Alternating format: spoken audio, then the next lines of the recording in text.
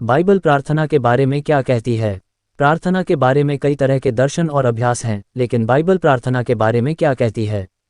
यदि आप यीशु के अनुयायी हैं, तो प्रार्थना के लिए मार्गदर्शन का आपका पहला स्रोत पवित्र शास्त्र होना चाहिए।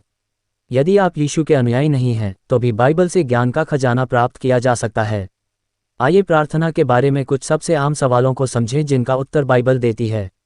प्रार्थना क्या है? सबसे बुनियादी स्तर पर प्रार्थना करना परमेश्वर से बात करना है। आप बाइबल में परमेश्वर के साथ इन वार्तालापों के कई उदाहरण देख सकते हैं। मैं बाइबल के अनुसार प्रार्थना कैसे करूं? यदि आप प्रार्थना के लिए अपने निर्देश के स्रोत के रूप में पवित्र शास्त्र की ओर देख रहे हैं, तो आप सोच रहे होंगे कि बाइबल के अनुसार प्रार्थना कैसे करें। बाइबल में प्रार्थना का 650 से ज़्यादा बार जिक्र किया गया है। जाहिर है, अगर आप प्रार्थना करने के तरीके के बारे में दिशा निर्देश ढूंढ रहे हैं, तो ये शुरुआत करने के लिए काफ़ी है। इसके बजाय जब आप प्रार्थना करना सीख रहे हों, तो आप बस उसी तरह प्रार्थना करना शुरू कर सकते हैं जैसा यीशु ने हमें सिखाया था। मत्ती 6 में यीशु हमें वह सिखाते हैं जिसे प्रभु की प्रार्थना के नाम से जाना जाता है। इस तरह प्रार्थना करें, स्वर्ग में रहने वाले हमारे पिता, आपका नाम पवित्र रखा जाए। आपका राज्य जल्द ही आए। आपकी इच्छा पृथ्वी पर भी पूरी हो जैसे स्वर्ग में होती है। आज हमें वह भोजन दे जिसकी हमें आवश्यकता है, और हमारे पापों को क्षमा करें जैसे हमने अपने विरुद्ध पाप करने वालों को क्षमा किया है। और हमें प्रलोभन में न आने दें, बल्कि हमें दुष्ट से बचाएं। याद रखें, जब प्रार्थना की बात आती है तो यीशु हमारे द्वारा कहे गए शब्दों में बहुत कम रुचि रखते हैं। वह हमें अपनी प्रार्थनाओं को सक्रिय करने के लिए कोई स्क्रिप्ट नहीं दे रहे हैं। यीशु हमें ऐसे लोग बनने में मदद करने में अधिक रुचि रखते हैं जो नियमित रूप से उनसे बात करते हैं, और वह हमें ये प्रार्थना एक शुरुआती बिंदु के रूप में देते हैं। प्रभु की प्रार्थना को स्क्रिप्ट के रूप में उपयोग करने के बजाय इसे प्रार्थना करने के तरीके के लिए एक रूपरेखा के रूप में उपयोग करें। एक, परमेश्वर की स्तुति करो।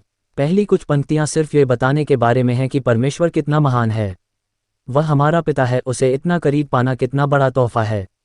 फिर भी वह पवित्र भी है, जिसका मतलब है कि वह हमसे अलग है और प्रशंसा के योग्य है। परमेश्वर की स्तुति करना बस उसे धन्यवाद देना है कि वह कौन है और उसने क्या क्या किया है। जब आप परमेश्वर की स्तुति करते हैं, तो आप ये भी स्वीकार करते हैं कि उसकी योजनाएं और उद्देश्य सबसे महत्वपूर्ण हैं। प्रार्थना में हम अपने जीवन को उसकी योजना के साथ जोड़कर और उससे हमारे अंदर और हमारे जरिए काम करने के लिए कहकर यीशु की तरह बनते हैं। 2, परमेश्वर से पूछो। प्रार्थना के माध्यम से परमेश्वर पर भरोसा करने का पहला तरीका बस भरोसा करना है। प्रार्थना हमें परमेश्वर पर भरोसा करने में मदद करती है। वह हमें वह देता है जिसकी हमें उस समय ज़रूरत होती है जिसमें हम हैं, हमारे अपने पापों को क्षमा करता है और दूसरों को क्षमा करने में हमारी मदद करता है।